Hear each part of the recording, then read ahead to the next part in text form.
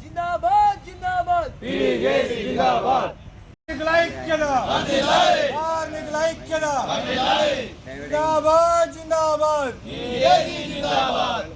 Unmanned కార్మికులను వెంటనే ABSF rules వెంటనే ఏబిఎస్ఎఫ్ రూల్స్ వెంటనే ఐక్యత కార్మికుల ఐక్యత ఏబిఎస్ఎఫ్ రూల్స్ వెంటనే ఏబిఎస్ఎఫ్ రూల్స్ వెంటనే కార్మికుల ఐక్యత యాజమాన్య మోడీ వైఖరి యాజమాన్య మోడీ వైఖరి ఏబిఎస్ఎఫ్ రూల్స్ వెంటనే అన్మ్యాన్ కార్మికులను వెంటనే అన్మ్యాన్ కార్మికులను వెంటనే ఏబిఎస్ఎఫ్ రూల్స్ వెంటనే కార్మికుల ఐక్యత కార్మికుల ఐక్యత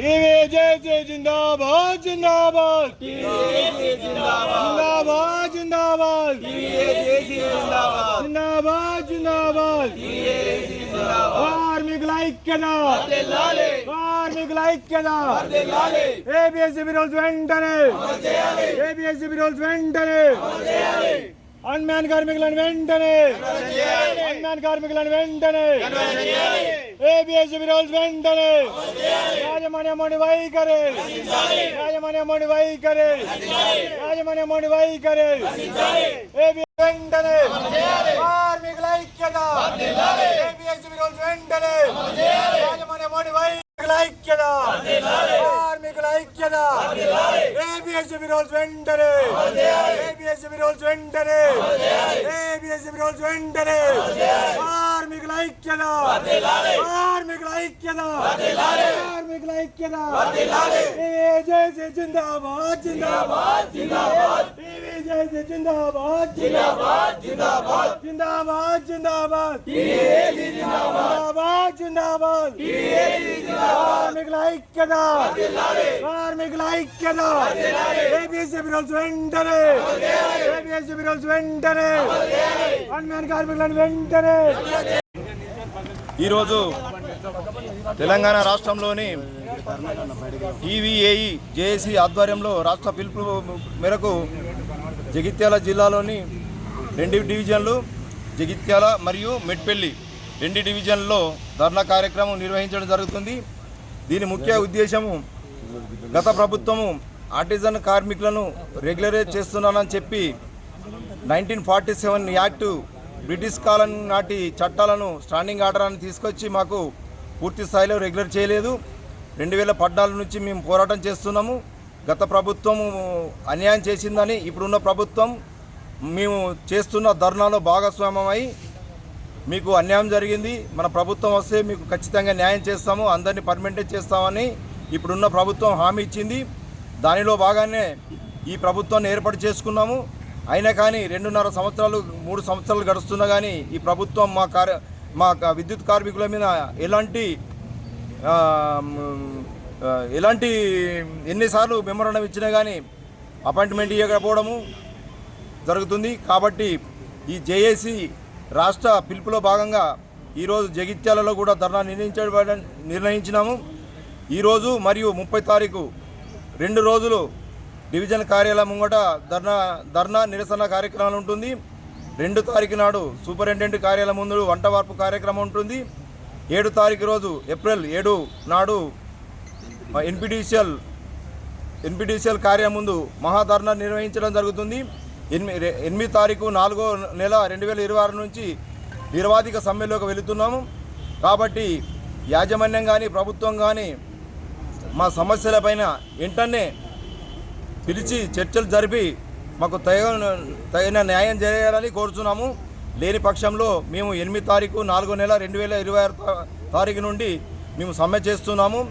దీనికి ఏమన్నా అయితే ప్రభుత్వం కానీ యాజమాన్యం కానీ పూర్తి బాధ్యత వహిస్తుందని ఈ సభముఖంగా తెలియజేస్తున్నాం.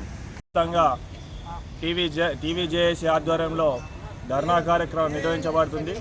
ప్రతి డివిజన్ ఆఫీస్ కార్యాలయాలలో ఎన్పిడిసిఎల్, ఎస్పీడిసిఎల్ వివిధ కార్యాలయాలలో అన్ని కంపెనీలలో డివిజన్ ఆఫీసుల ముందు ఈ ధర్నా కార్యక్రమం నిర్వహించబడుతుంది. గత ప్రభుత్వం ఏదైతే హామీ ఇచ్చిందో మిమ్మల్ని రెగ్యులర్ చేస్తాం, ఏపీఎస్ రిబల్స్ తీసుకొచ్చి పెడతామని చెప్పి అప్పుడున్న ప్రభుత్వం మాకు మాట ఇచ్చింది. అంతకుముందున్న ఇప్పుడైతే ఏదైతే కాంగ్రెస్ పార్టీ అప్పుడు గతంలో ఆపోజిషన్ పార్టీలో ఉన్నప్పుడు ఖచ్చితంగా మీ సమస్యల మీద పోరాటం చేసి మా ప్రభుత్వం రాగానే మిమ్మల్ని వెంటనే ఇటువంటి పాదయాత్రలో భాగంగా అప్పుడు బట్టి విక్రమార్క గారు ఖచ్చితంగా పాదయాత్రలో ఉండి మా మెమరాండం సమర్పించినప్పుడు ఖచ్చితంగా మన ప్రభుత్వం రాగానే మీకు ఖచ్చితంగా న్యాయం చేస్తామని చెప్పి అప్పుడు తెలియజేశారు. కానీ ఇప్పటి వరకు కూడా ప్రభుత్వానికి కానీ మా విన్నపాలు ముఖ్యమంత్రి గారు కానీ యాజమాన్యానికి కానీ ఎన్నిసార్లు వినవించుకున్నా కూడా మా యొక్క ధర్నా కార్యక్రమాలు కానీ నిరసన కానీ ఎన్ని తెలియజేసినా కూడా వారు స్పందించడం లేదు. వెంటనే యాజమాన్యం స్పందించి ఈ ప్రభుత్వం స్పందించి మా యొక్క సమస్యల మీద పోరాడి ఇంత కష్టపడి ఇన్ని నెలల నుంచి 2014 నుంచి పోరాటం చేస్తూనే ఉన్నాం.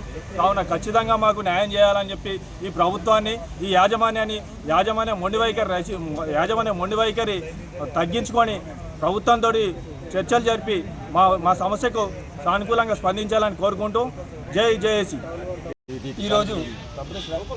ఈరోజు జరుగుతున్న ఈ సమ్మెలో భాగంగా టీవీజేకి ఆధ్వర్యంలో జరుగుతున్న ఈ సమ్మె మహాధరణలో ఈరోజు పాల్పంచుకోవడం ఆర్టిజన్లు మరియు హన్మ్యాన్లు పీసీరేడు కార్మికులు అందరూ పాల్పంచుకోవడం జరుగుతుంది. మా యొక్క ముఖ్య సమస్యలు ఏంటంటే ప్రతిరోజు మేము పొద్దున లేచి డ్యూటీలకు వెళ్ళంగా చాలామంది కార్మికులు పోలెక్కి చనిపోవడం జరుగుతుంది. కానీ కుటుంబ పరిస్థితి ఎవరు పట్టించుకోలేక పిట్టలేక రాలిపోతున్నారు. అందరూ మేము చేసే పనిలో నిమగ్నమైపోతుంటే పోలెక్కడం జరుగుతుంది. కింద పడిపోతే కనీసం వచ్చి పట్టించుకొని నాదుడలేడు. కనీసం మాకు సమాన పనికి సమాన వేతనం కల్పిస్తూ చేయాలని కోరుకుంటూ, అలాగే సంస్థలో మమ్మల్ని ముందుగా విలీనం చేసుకోవాలని మేము కోరుకుంటున్నాం sir. Thank you sir. Unmanned కార్మికులు చాలా రోజుల నుంచి ఎంతో కష్టపడి వర్క్ చేస్తున్నాం. ఇంతవరకు మమ్మల్ని కంపెనీలో విలీనం చేసుకున్నది లేదు. మేము చాలామంది ఇప్పటి వరకు ఇప్పుడు దాదాపు దగ్గర మెట్పల్లిలోనే మా ఒక 2 మిత్రులు మంచంలో పడి ఉన్నారు. వాళ్ళ వెముకలు విరిగినాయి. వాళ్ళని పట్టించడం లేదు. వాళ్ళ కుటుంబ సభ్యుల పరిస్థితి చాలా దారుణంగా ఉంది. దయచేసి మమ్మల్ని ఈ కంపెనీ CMD గారు కానీ అధ్యక్షులు కానీ అందరూ మమ్మల్ని త్వరలో విలీనం చేసుకోవాలని కోరుకుంటున్నాం.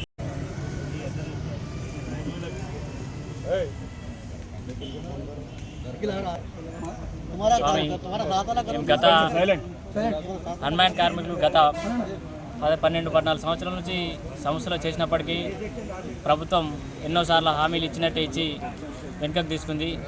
ఈ ప్రభుత్వంలోనైనా మాకు రెగ్యులరైజ్ చేస్తారని అనుకున్నాము. కానీ ఇప్పటి వరకు కూడా సంస్థ ఎలాంటి నిర్ణయం తీసుకోలేదు. మేము ఎంత రిస్క్లో ఉన్నామంటే ప్రతిరోజు పోలెక్కి పనిచేయండి నడవది. అలాగే ఎప్పుడు ఇంట్లోకి వెళ్ళి బయటకు వెళ్ళి ఇంటికి మళ్ళీ ఎప్పుడు పోతామో తిరిగి పోతామో కూడా తెలియని పరిస్థితి. అలాగే చాలామంది అంగవైకల్యమయ్యారు, చాలామంది చనిపోయారు. 600 మందికి గాను ఇప్పుడు 1300 మందే మిగిలారు.